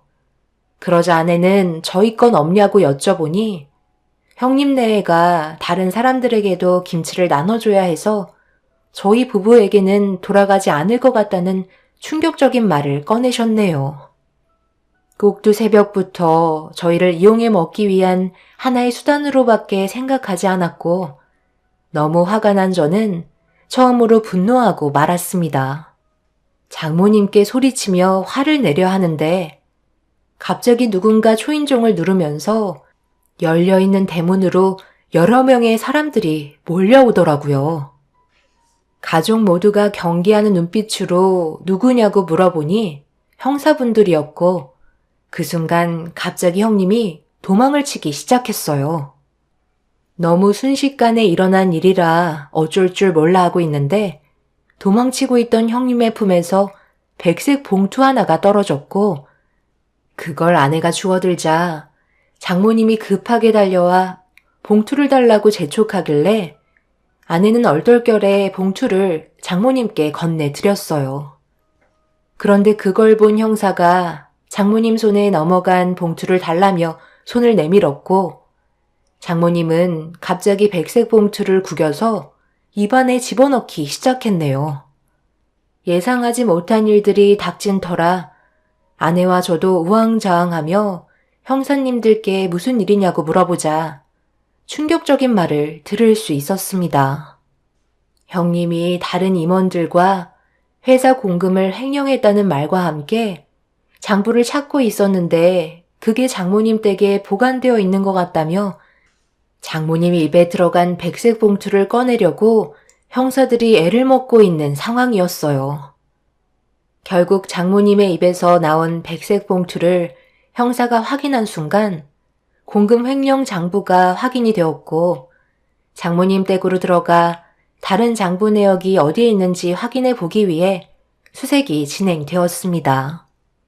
매달 장모님께 백색 봉투를 건네드렸던 건 회사 자금 횡령 장부를 보관해 주는 대가로 어느 정도의 금액을 지속적으로 받아온 것 같았어요. 그리고 잠시 뒤 장모님 방에서 무언가를 가지고 나온 형사의 손에 꽤 많은 백색 봉투가 들려 있었고 전부 다 매달 얼마의 공금을 횡령했는지에 대한 장부를 확인할 수 있었죠. 저희 부부만 이 사실을 몰랐었고 처가 식구 전부가 한통속이었습니다. 결국 모두가 경찰서로 연행이 되면서 조사를 받게 되었지만 저희 부부는 금방 풀려날 수 있었어요. 문제는 처가 식구들이었어요. 공금횡령은 꽤 큰 처벌이 내려질 수 있는 문제라 상당히 심각한 상황이었죠. 횡령한 자금으로 다른 곳에 투자를 했던 내역들도 확인이 돼서 재질이 무거울 거라는 변호사의 말을 들을 수 있었습니다. 징역을 면하기 힘들 거라는 말을 듣게 되었고 지금 현재 처가 식구들은 법적인 처벌을 기다리고 있는 중입니다. 너무 갑작스럽게 일어난 일이긴 하지만 그동안 이런 문제들 때문에 서로 똘똘 뭉친 게 아닌가 싶어요. 돈의 맛이 들려버린 처가 식구들의 참혹한 결과였네요.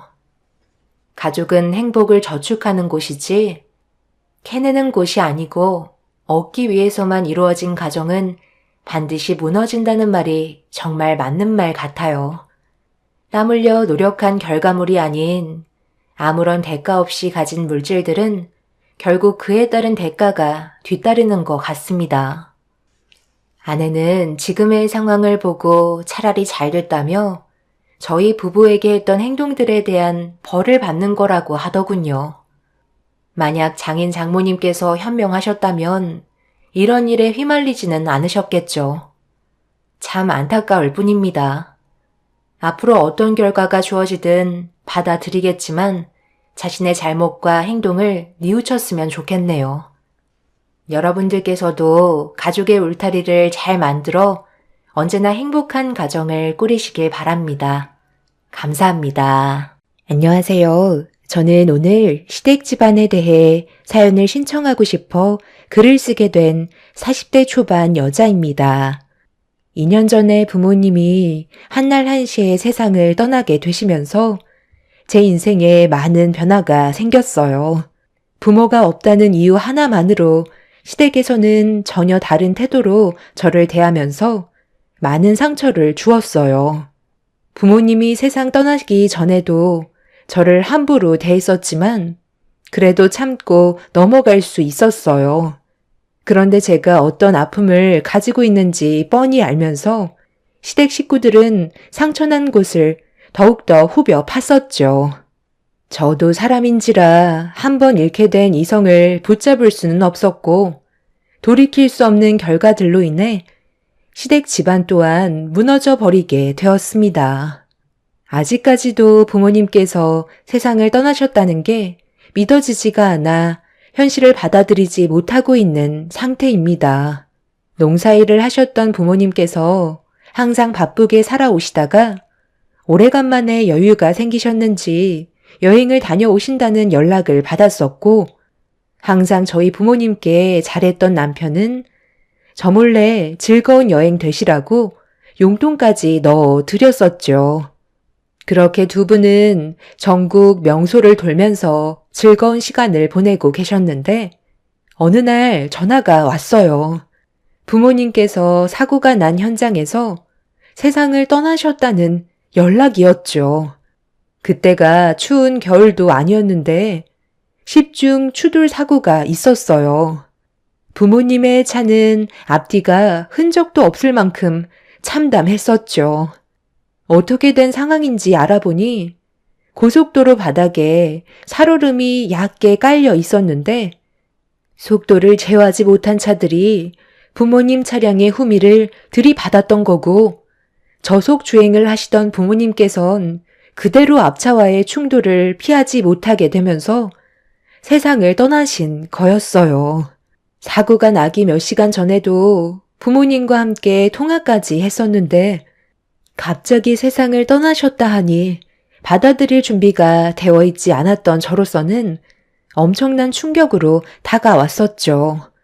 그렇게 믿을 수 없는 현실이 눈앞에 펼쳐졌고 남편의 도움으로 장례를 치르는데 이 소식을 들은 시댁 식구들이 장례식장 안으로 들어왔어요. 그때 당시 정신이 정말 나가버린 저를 바라보신 시모가 하셨던 첫마디가 아직까지 기억에 남네요. 내가 언젠가 한 번은 큰 사고가 날 줄 알았다니까. 퍽 하면 여행만 다니시더니 결국 이 꼴을 당하셨구만. 내 아들 돈을 그렇게 빨아가시더니 욕심이 하늘을 찌르니까 벌을 받으신 거지. 네가 이렇게 넉나가 있다고 해서 달라지는 거 하나도 없다. 그러니까 가서 어르신들 술도 좀 따라드리고 부족한 음식 채워주면서 감사함을 표해야지. 여기서 이러고 있는다고 세상 떠난 사돈분들이 다시 돌아오기라도 한다니. 너희 부모 장례를 왜 내 아들이 고생을 해야 되는 건데? 어차피 늙으면 세상 떠나는 거 조금 더 일찍 떠났다고 생각하면 되는 거지. 언제까지 영정사진 앞에서 눈물을 흘리고 있을 거야? 엄마, 뭐 잘못 드셨어요? 한 분도 아니고 두 분 다 동시에 세상을 떠나셨다고요. 위로해줘도 모자란데 오늘만큼은 말 좀 가려서 해주시면 안 돼요? 평소에 이쁜 짓을 했어야 그런 말이 나오는 거지. 제가 며느리로서 제대로 된 역할을 해왔는 줄 아니? 그동안 행실이 바르지 못했기 때문에 이런 벌을 받은 거라고. 제가 어머님한테 뭘 그렇게 잘못했길래 저희 부모님 장례식에서까지 말을 함부로 하세요? 위로해달라고 부탁한 적도 없으니까 볼일 끝나셨으면 돌아가 주세요. 저도 제정신이 아니었던 상태라 그동안 시모와의 관계가 좋지 않았던 저 또한 안 좋은 말들을 거침없이 뱉어대었죠. 그래도 저희 부모님께서 세상 떠나셨는데 시모는 위로의 한마디를 해주시기는커녕 오히려 더 상처되는 말들을 하셔서 참을 수가 없었어요. 그동안 쌓여왔던 불만들을 시모에게 쏘아댔고 저희 부모님 장례식장은 순식간에 아수라장이 되어버리고 말았습니다. 시모로 시작된 싸움은 걷잡을 수 없이 커졌고 이성을 잃은 시모는 장례식장 안의 물건들을 손에 잡히는 대로 집어 던지셨어요. 남편도 시모의 돌발 행동에 많이 당황했는지 밖으로 모시려 했지만 아주버님이 남편을 밀치면서 더 큰 화를 불러오고 말았습니다. 네가 뭔데 우리 엄마 몸에 손을 대는 거야? 당장 안 비켜? 그동안 얼마나 서운하셨으면 이렇게까지 하시겠어? 우리가 도와달라고 손 내밀었을 때 조금이라도 생각해줬다면 우리의 관계가 이 정도로 안 좋아지지 않았을 거라고. 내 말이 틀려? 서로 어려울 때 도와주는 게 가족 아니냐고. 아주버님, 말 한번 잘하셨네요. 방금 어려울 때라고 하셨어요? 예전에 저희 가게가 많이 힘들어졌을 때 월세도 낼 수 없을 정도로 위기가 찾아와서 도와달라고 사정을 했었는데도 깨진 항아리에 물 붓기라면서 아예 등을 돌려버리셨잖아요. 위기가 찾아왔을 때 도와주는 게 진정한 가족이라고 항상 입에 달고 사셨으면서 왜 그렇게 하신 건데요? 그때 당시 저희가 너무 상처받아서 정말 인연 끊어내고 싶었어요. 그런데 우리가 어려운 상황이 해결되고 오히려 더 장사가 잘 되니까 저희한테 뭐라도 뜯어먹고 싶어서 거머리처럼 붙어서는 떨어지지 않으려 하셨잖아요. 한 번도 해본 적도 없는 장사를 갑자기 하시겠다면 저희한테 돈을 달라고 하시면 도와드려야 되는 거예요? 과거에 저희 부부를 매몰차게 걷어차셨으면 당연히 바라시는 게 정상이 아닌 거죠. 예전에 남편과 함께 운영하던 가게가 많이 힘들었던 적이 있었어요. 배달 위주로 안주를 만들어 팔았었는데 처음에는 잘 되는가 싶더니 날이 가면 갈수록 어려움이 많았었죠. 그때 가게를 접고 다른 걸 알아봐야 될 정도로 위기가 찾아왔었습니다. 월세를 낼 수 있는 돈이 없어 몇 달치가 밀리고 보증금에서 차감을 했었을 만큼 생활고에 시달렸었죠. 그때 남편이 시댁에 도움을 요청했었어요. 이미 저희 부부는 대출도 많이 받았었고 친정 부모님한테도 돈을 빌렸던 터라 더 이상 돈 나올 구멍이 없었습니다. 조금만 더 하면 될 것 같았는데도 잘 안 되니까 남편도 많이 답답했는지 시댁에 찾아가 도와달라고 사정을 했었죠. 하지만 어차피 망한 거 돈만 날린다면서 10원짜리 하나 도와주지 않으셨어요. 그때 남편과 저는 시댁 식구들에게 많은 실망을 하게 되었고, 나중에 저희가 잘 되더라도 절대로 도와주지 않겠다는 결심을 하게 되었습니다. 이런 위기에 남편과 제가 할 수 있는 건 두 발로 뛰는 것밖엔 없었어요. 어차피 망하게 될 거라면 음식들은 전부 다 폐기 처리를 해야 되기 때문에 그럴 바엔 차라리 저희 가게를 알리기 위한 하나의 도구로 사용하기로 했었죠. 마지막 발버둥이었고 저희 부부는 전단지와 함께 술과 함께 할 수 있는 안주거리를 만들어 각 집마다 돌아다니면서 전부 나눠 드렸습니다. 술집에서 안주 하나 시키다 보면 나중에 결제할 때 몇만 원이 나오잖아요. 저희는 부담스러운 가격을 확 낮췄고 굳이 나와서 술집에 가지 않아도 집에서 간단히 저희가 준비한 음식들로 간편하게 해결할 수 있다는 장점을 살려 저희 가게를 모르는 지역 분들에게 계속해서 알렸습니다. 그렇게 되자 어느덧 배달 전화가 한두 통 오게 되었고 저희 부부가 계획했던 대로 조금씩 일이 잘 풀리기 시작했어요. 거의 1년은 남은 거 없이 전부 다 퍼줬었죠.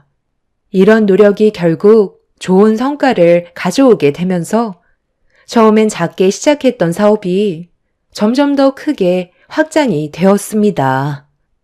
저희가 잘 되자 아주버님이 그걸 보고 배가 많이 아프셨는지 본인들도 해보겠다며 장사를 시작한다고 도와달라고 했지만 과거에 저희 부부한테 위기가 찾아왔을 때 도와주지 않았던 아픔들 때문에 일절 도움을 주지 않았어요. 시부모님께서도 아주버님을 도와주는 게 좋겠다고 하셨지만 저희는 그렇게 하지 않았었죠. 도와줬어도 아주버님은 준비 없이 무작정 시작했기 때문에 망하는 건 당연했었어요. 그런데 이 모든 걸 저희 부부에게 탓을 돌렸고 서로의 감정이 안 좋았던 상태라 연락도 하지 않고 지냈었죠. 시부모님께서도 집안의 장남이라고 아주버님 편만 들지 저희가 받았던 상처에 대해서는 조금도 생각해주지 않았습니다. 그렇게 되자 시댁에 가는 발길도 끊어버리는 상황까지 오고 말았습니다. 얼굴 안 보고 지내는 게 오히려 더 행복한 생활을 유지할 수 있었죠. 그리고 이런 생활을 유지하며 살아오던 도중에 부모님께서 갑작스런 사고로 세상을 떠나시게 된 거였고 시모는 장례식장에 오자마자 저에게 마음을 곱게 쓰지 못해서 벌을 받게 된 거라며 상처되는 말을 꺼내셨던 거였어요. 안 좋은 관계를 유지하면서 살아왔던 만큼 격한 싸움이 벌어졌었고 장례식장에서 한바탕 난리를 친 다음 시댁 식구들은 돌아가게 되었죠. 부모님께서 세상을 떠나신 것도 충격인데 시댁 식구들까지 난리를 치고 가니 제가 버틸 수 있는 상태가 아니었어요. 그렇게 한참 동안 부모님의 영정 사진을 바라보면서 오열을 하다 지쳐 잠이 들었고 남편도 많이 힘들었는지 제 옆에서 잠깐 눈을 붙였었는데 갑자기 무언가 차가운 것들이 제 머리 위로 쏟아져 내렸어요. 너무 놀라 벌떡 일어나 고개를 들어 올리자 집으로 돌아가신 줄 알았던 시모가 다시 나타나 큰 봉지 안에 들어있던 각 얼음을 제 얼굴에 뿌려대고 있었습니다. 갑자기 들어오셔서 지금 뭐 하시는 거예요? 왜 얼음을 제 머리 위로 쏟으시는 건데요? 뭐하러 또 오신 거예요? 저희는 어머님 얼굴 보고 싶지 않다고요. 네가 제정신이 아닌 것 같아. 걱정돼서 정신 좀 차리라고 마트에서 얼음 한 봉지 사다가 머리에 뿌려준 건데 뭐가 잘못됐니? 부모가 세상 떠났는데 잠이나 자고 있으니 사돈분들이 얼마나 마음이 아프겠어? 장례를 치르려면 똑바로 해야 될 거 아니야? 조금 있다가 사람들 올 거니까 정신 똑바로 차리고 있어라. 시모는 갑자기 알 수 없는 말을 꺼내셨고 잠시 뒤 아주버님이 다시 들어오셨어요. 그리고 조이금함에 자리를 잡고 앉으셨죠. 남편은 뭐 하는 짓이냐고 화를 내고 있는데도 시댁 식구들은 저희 부부를 무시하고 있었어요.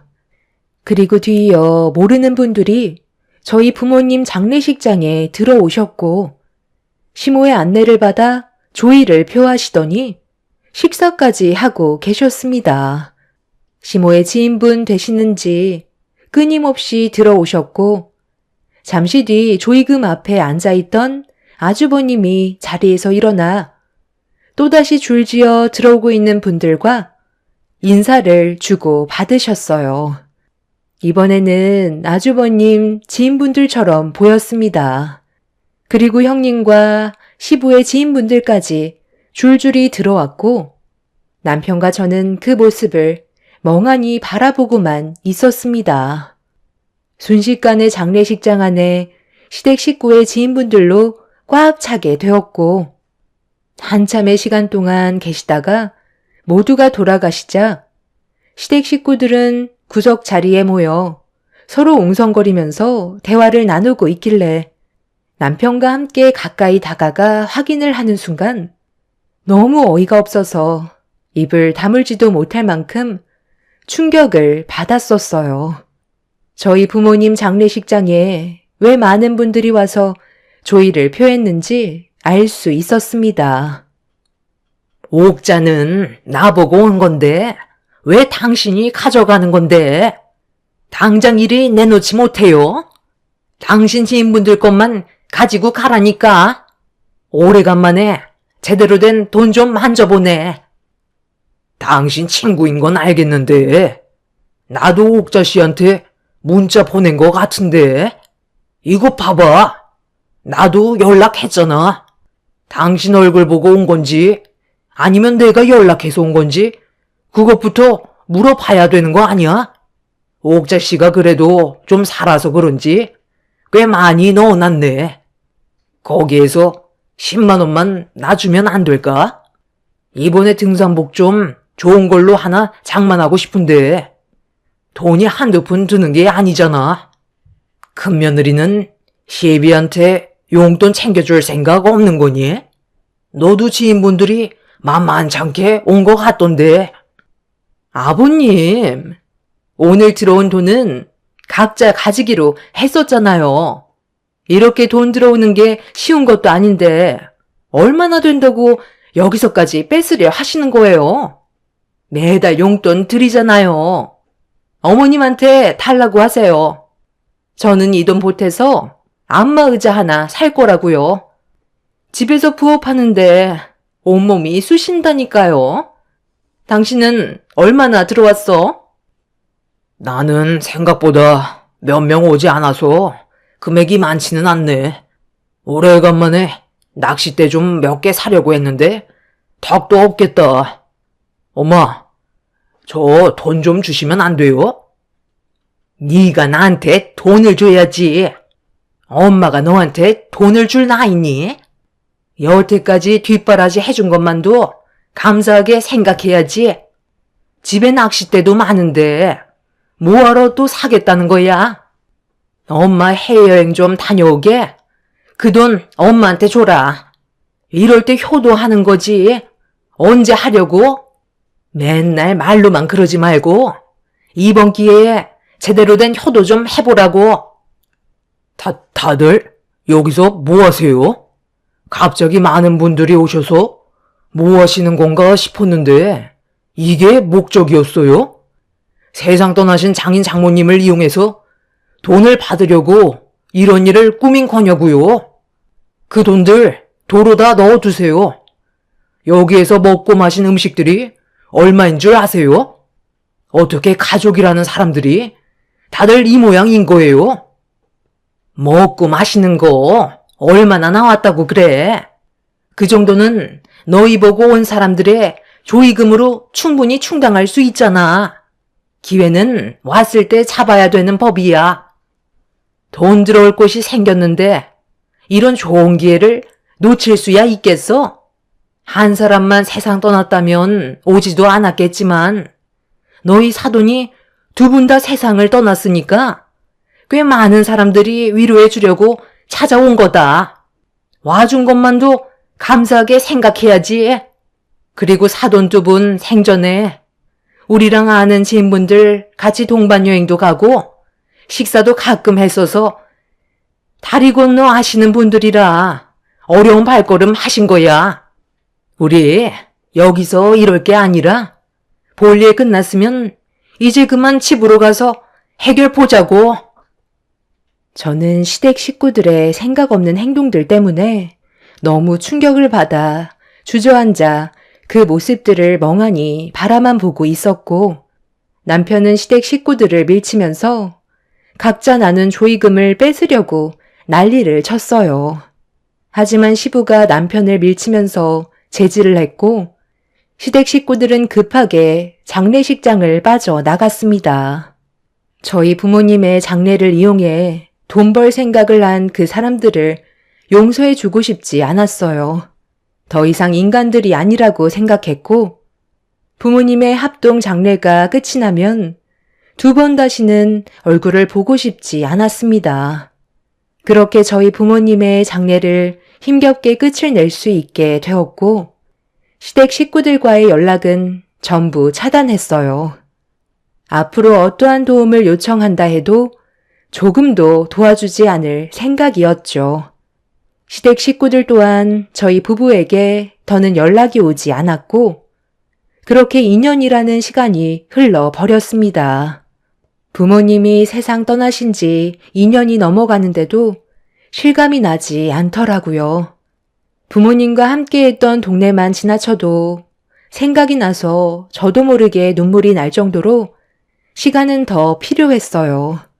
부모님께서 세상을 떠나시기 전에 남편과 좋은 관계를 유지해와서 그런지 저처럼 같은 아픔을 느끼고 있었죠.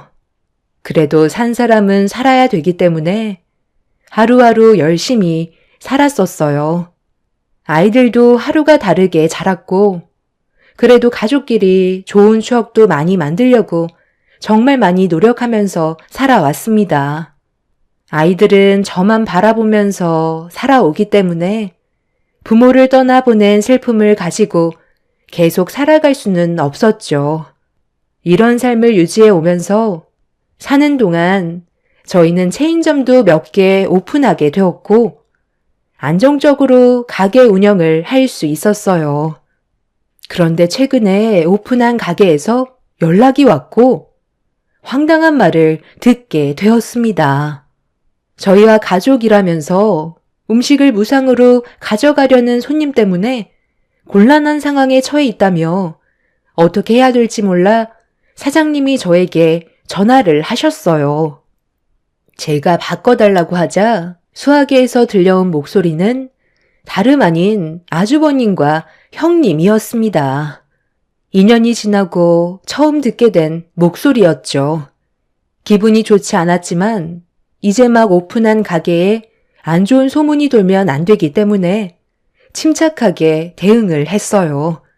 무슨 일 때문에 오픈한 가게에서 소란을 피우냐고 물어보았죠. 재수씨, 오래간만이에요. 그동안 잘 지내고 있었어요? 아니, 우리 동네에 체인점을 냈으면 먼저 연락을 줬어야죠. 한잔하고 집에 들어가려는데 재수씨 가게가 딱 보이길래 너무 놀라서 들어와 보니까 알고 보니 체인점이더라고요. 요즘 상당히 잘 나가나 봐요.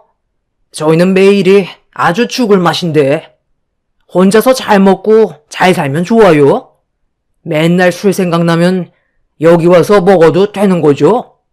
가족이니까 여기에 있는 음식들은 전부 무상으로 먹어도 되는 거잖아요. 새로운 지역으로 이사와서 적응하는데 시간이 좀 걸렸었는데 여기서 재수씨 가게를 보게 될지는 정말 몰랐네요. 그런데 이 사장이 내가 가족이라고 했는데도 음식값을 지불해야 된다고 하잖아요. 그런 말을 들었는데 화가 안 나겠어요? 이왕 이렇게 된 거 몇 개 더 시켜 먹는 게 좋겠네. 그렇게 해도 괜찮은 거죠? 나도 할 말이 있으니까 좀 바꿔줘 봐봐. 여보세요? 동서, 나야. 그동안 잘 지내고 있었지? 요즘 우리 먹고 살기도 힘든데 나 여기서 아르바이트 하면 안 될까? 우리가 생활이 많이 힘들거든.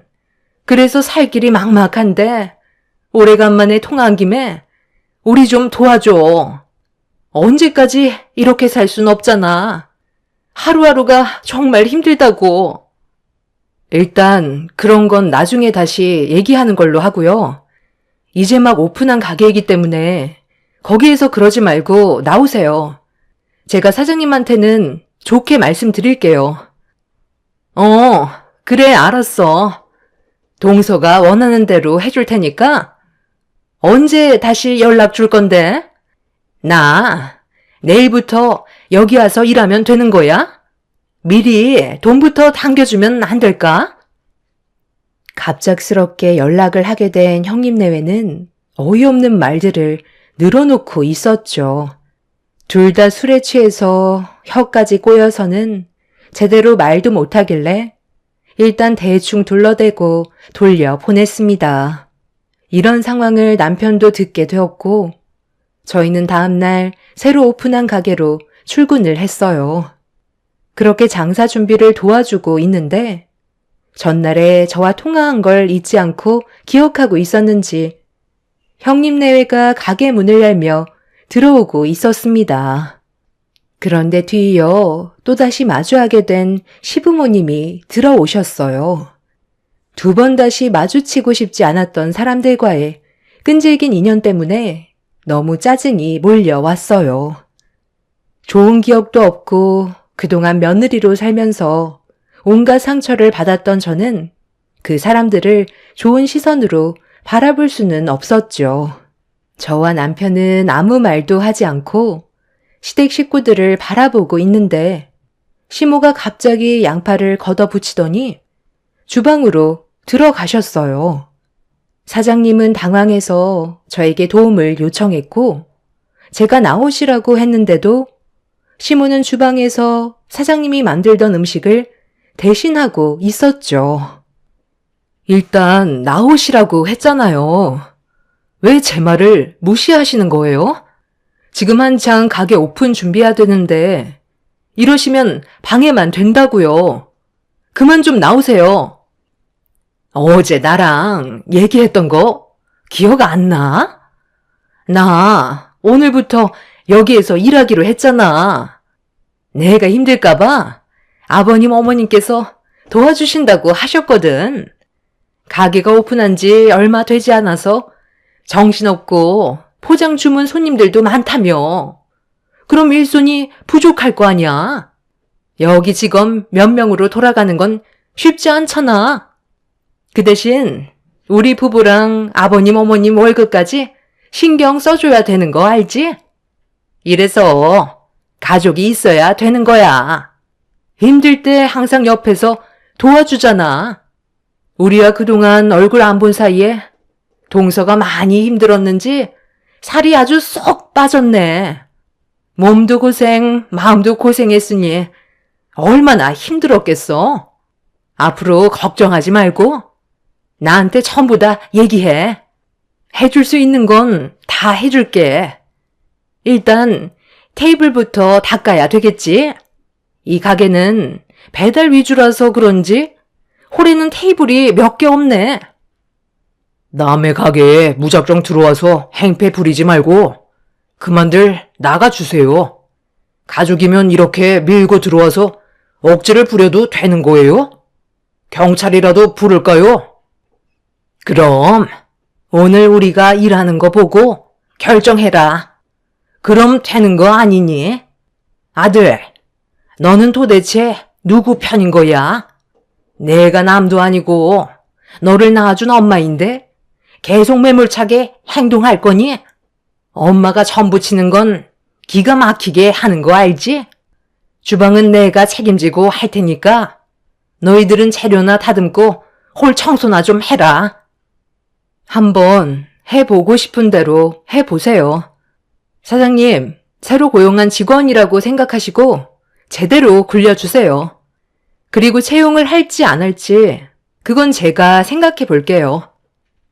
사장님은 당황한 얼굴로 시댁 식구들에게 일거리를 제시해 주셨고 저는 그 모습을 빤히 쳐다보고 있었어요. 남편은 저에게 무슨 생각으로 그런 거냐며 물어보길래 시댁 식구들이 무슨 생각으로 왔는지 확인해 보고 싶다고 전했어요. 그렇게 한 3시간 정도 지나자 처음에 열심히 하겠다는 의지와 다르게 계속 제 눈치를 보면서 불만 섞인 표정으로 가게 일을 도와주길래 무슨 문제가 있냐며 제가 여쭤봤어요.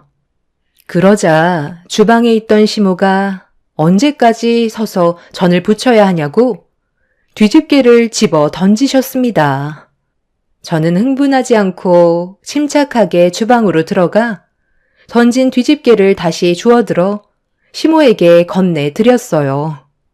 돈을 벌려고 왔으면 똑바로 일을 하는 게 맞는 거 아니냐며 이런 식으로 일을 하면 돈을 줄 수 없다고 말씀드리자 시모는 툴툴거리면서 다시 뒤집개를 집어 들었습니다.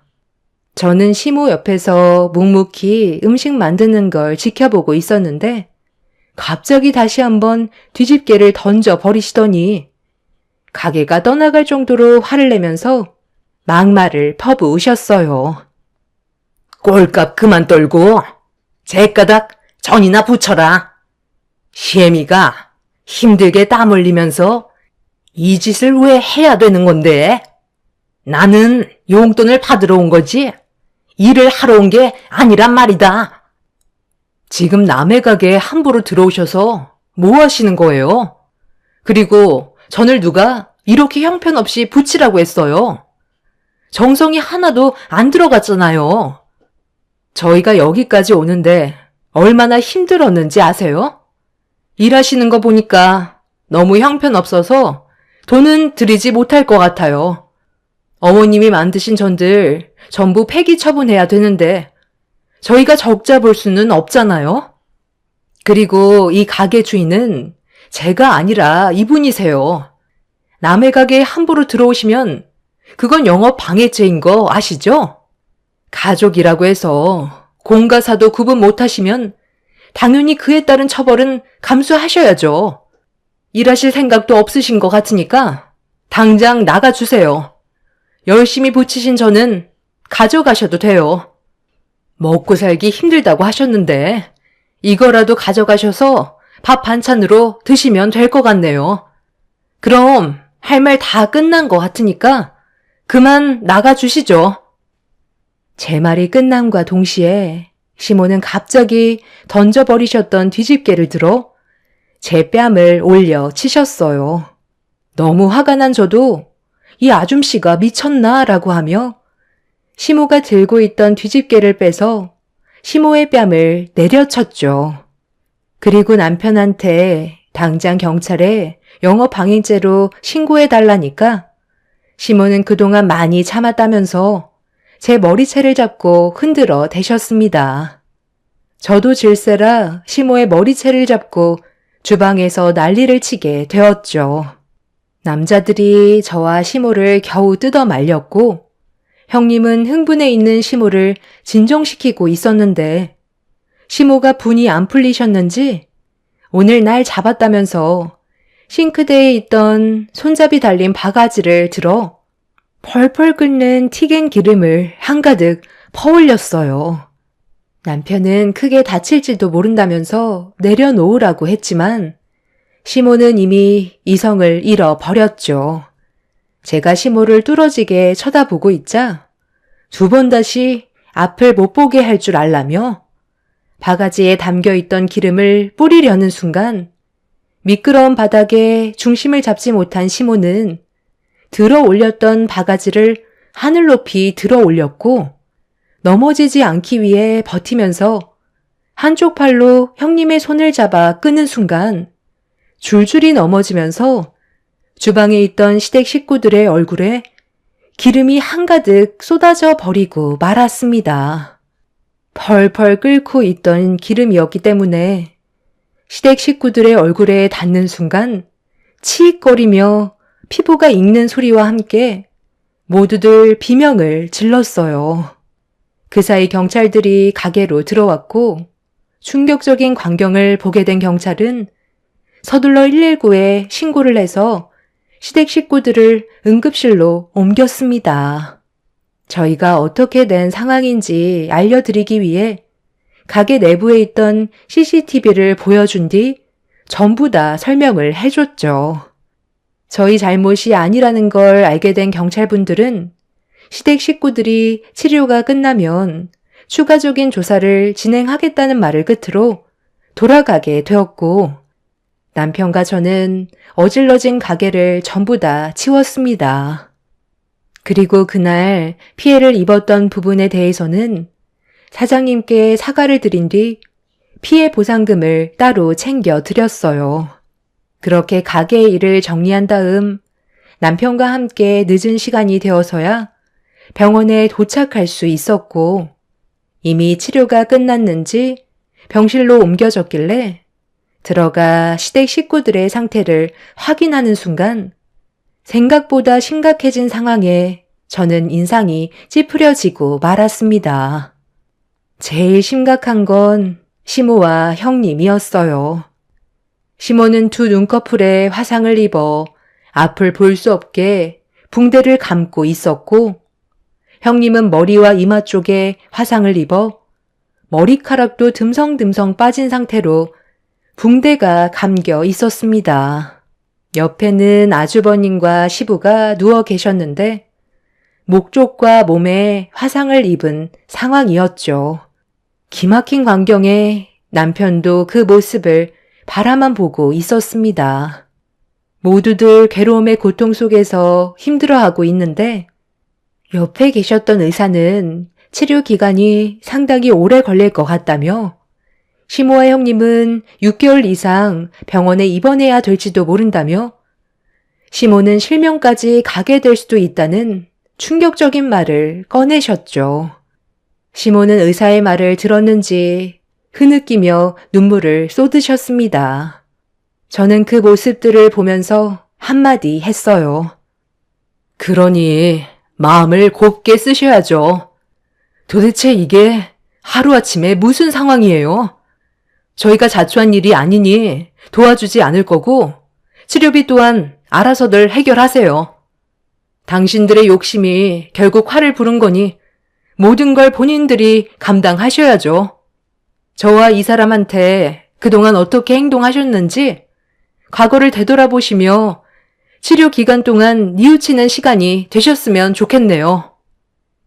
시부와 아주버님은 몸에 화상을 입었는데도 입은 살아있으셔서 참회를 하시는 말보단 가족들끼리 어떻게 그럴 수 있냐고 화를 내셨습니다. 그날 이후 저희는 시댁 식구들에게 조금도 금전적인 지원을 해주지 않고 있어요. 앞으로 저는 사상 초유의 복수를 시작할까 합니다. 시간이 지날수록 시모와 형님은 더욱더 힘들어질 테고 시부와 아주버님 또한 경제적인 능력이 부족하기 때문에 저희 도움이 절실하게 필요하겠죠. 하지만 저는 과거에 받았던 아픈 기억들 때문에 일절 도움을 주지 않으려고요. 땅을 치며 눈물을 쏟아내도 제 마음의 문은 열리지 않을 것 같습니다. 앞으로 어떤 삶들이 펼쳐질지 모르겠지만 남편과 함께 앞으로 있게 될 날들에 대해 지혜롭게 행동하고 싶습니다. 여러분들께서 제가 현명한 행동을 할 수 있는 방법이 있다면 의견을 주셔도 감사할 것 같아요. 여러분들의 인생에는 불행이 아닌 언제나 행복만 가득하시길 바랍니다. 감사합니다.